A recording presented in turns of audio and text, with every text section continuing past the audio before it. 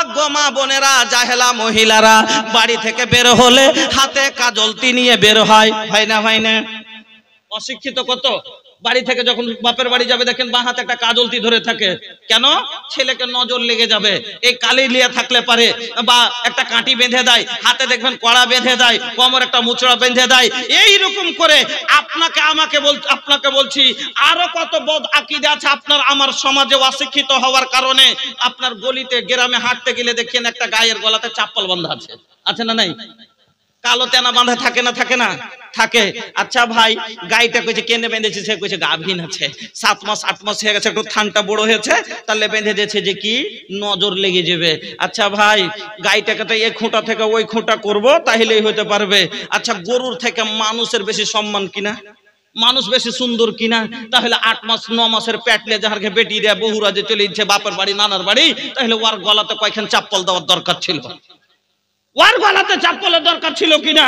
তাহলে আপনার বুঝ কত গালাত।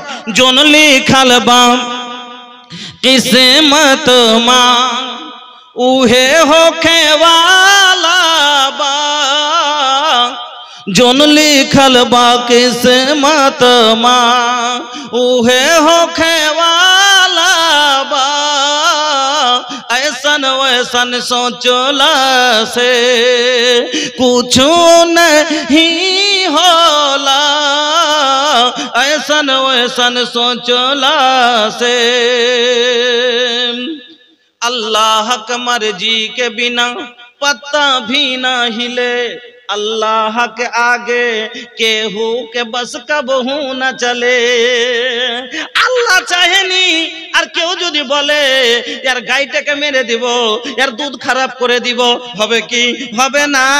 আল্লাহর নবী আব্দুল্লাহ বিন আব্বাস কে বলছেন, আব্বাস, আব্দুল্লাহ বিন আব্বাস একদিন আল্লাহর রাসূলের পিছনে সুয়ারিতে বসে আছেন, ছোট্ট ছেলে।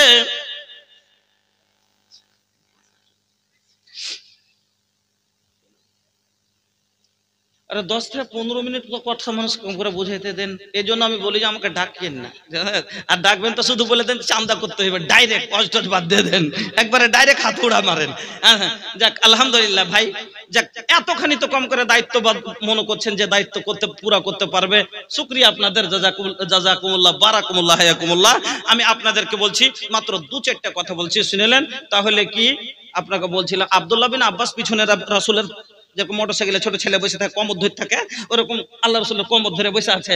আল্লাহ রাসূল 10টা কথা বলেছিলেন, তার মধ্যে একটা কথা বলেছিলেন, ওয়া আলাম আন্নাল উম্মাতা লাবিজতামা তাআলা আইয়ান ফাওকা বিশাইইন লাম ইয়ানফাকা ইল্লা বিশাইইন কাদ কাতাবাহুল্লাহু লাক ওয়া ইন ইজতামা ওয়ালা আইয়াযুরুকা বিশাইইন।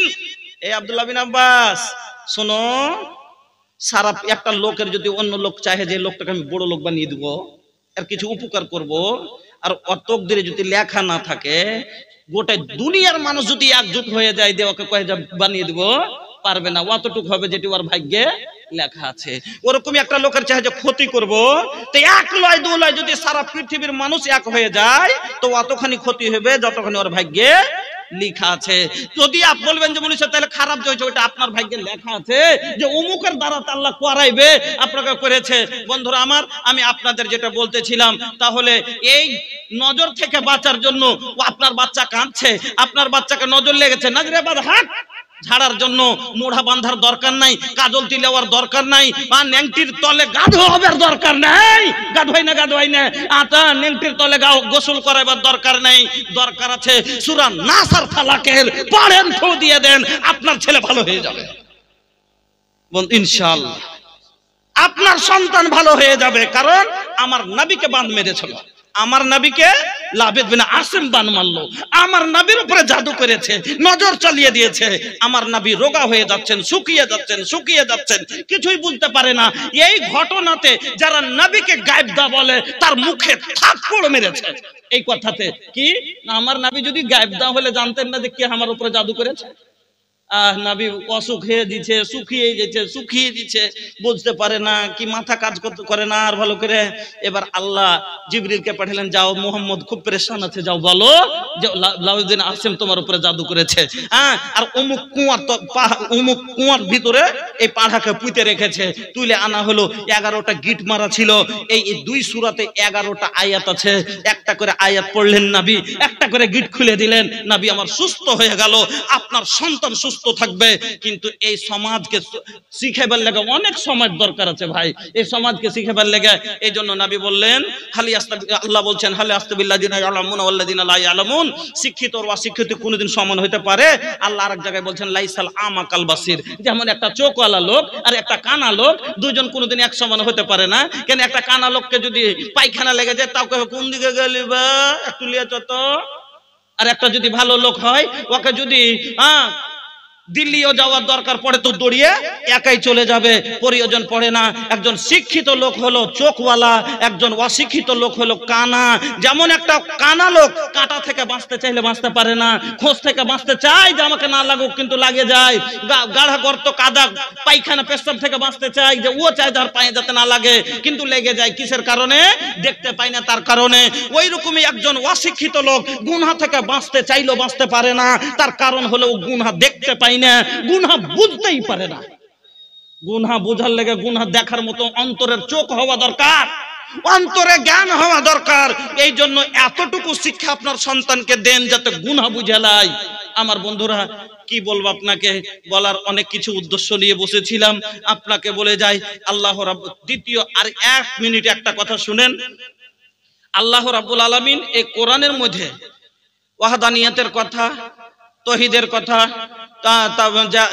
তারপরে আপনার জান্নাত জাহান্নামের কথা, সব কথাই কোরআনের ভিতরে আল্লাহ বললেন। কিন্তু তার মধ্যে সবচাইতে আগে শিক্ষার কথা কেন বললেন? খালি এই কথাটা বুঝলেন, শিক্ষার কথা কেন বললেন? নামাজের কথা পরে, রোজার কথা পরে, হজের কথা পরে, যাকাতের কথা পরে, সব পরে। আগে আল্লাহ বলছেন ইকরা, পড়। পড়ার কথা কেন বললেন আল্লাহ? আচ্ছা ভাই, আপনি নামাজ পড়বেন, নামাজ পড়তে গেলে আগে পড়ার জরুরি আছে কি নাই? কেন? উজু শিখতে হবে, উজু করতে গেলে উজুর দুয়া শিখতে হবে। শিক্ষার দরকার পড়লো, উজুর দুয়া না বললে আপনি উজু করলে হবে? উজুর জন্য কয়টা সুন্নাত জানতে হবে, কয়টা ফরজ জানতে হবে, তারতিব জানতে হবে। তারতিব না জেনে যদি আপনি উল্টা পুল্টা উজু করেন, উজু হবে?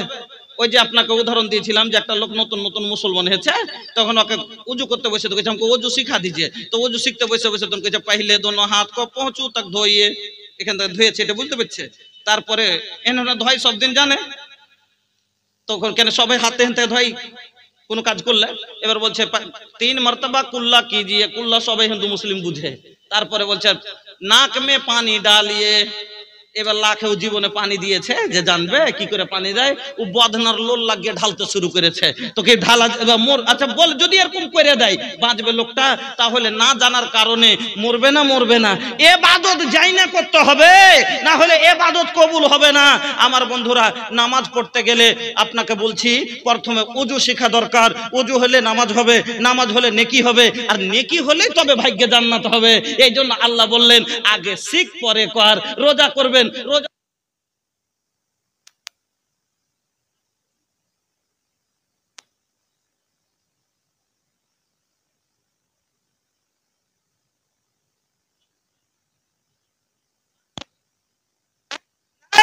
তাহলে শিখতে হবে।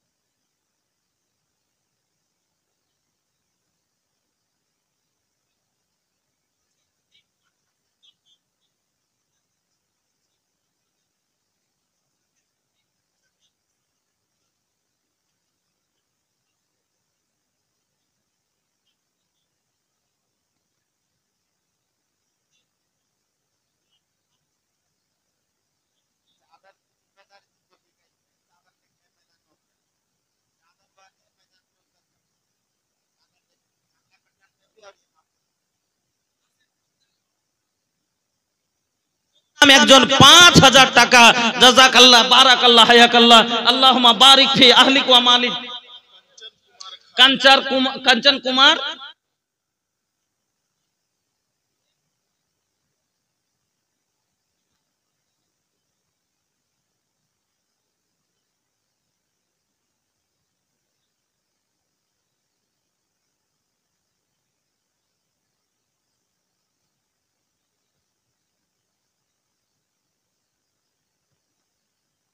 रुपया।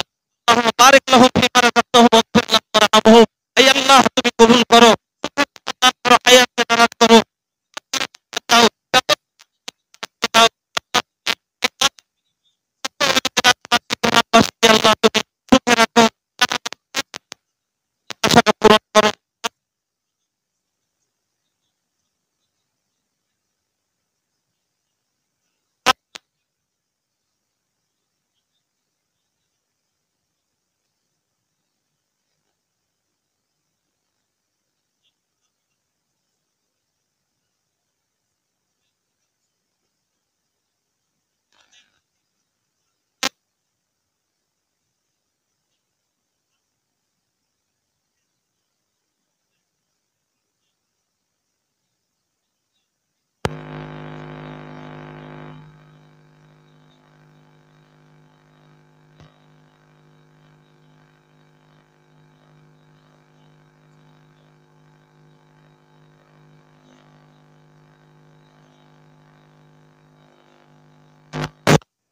বন্ধুরা আমার, আপনারা গ্রামবাসী, এলাকাবাসী, আলহামদুলিল্লাহ সবারের মাঠে মাঠে ভুট্টা দানার উপরে আসতে শুরু হয়েছে। আপনারা ফসল পানি থেকে লিখান, আল্লাহ মাস, 1.5 মাস, 1 মাস পরে ভুট্টা হয়ে যাবে। আপনারা তাতে থেকে কুইন্টাল, 2 কুইন্টাল, 1 কুইন্টাল, 50 কেজি আপনারা লিখান। আল্লাহ আপনাদের ফসল পানির হেফাজত ফারিস্তা